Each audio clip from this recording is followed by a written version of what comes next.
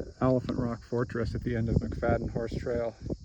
There's some Salado walls right there. Views down into the Cherry Creek drainage. Some very steep drop-offs here. We hiked in along the edge of the rim over there.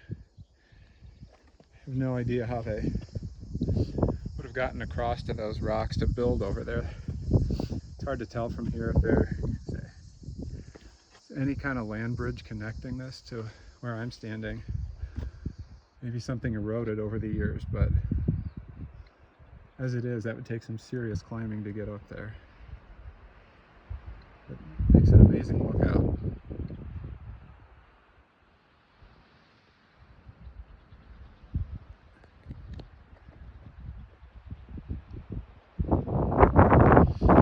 Arrived at 146 Plateau End, McFadden Horse Mountain at Elephant Rock.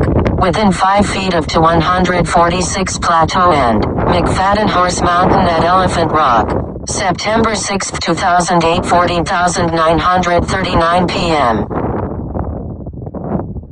That was annoying.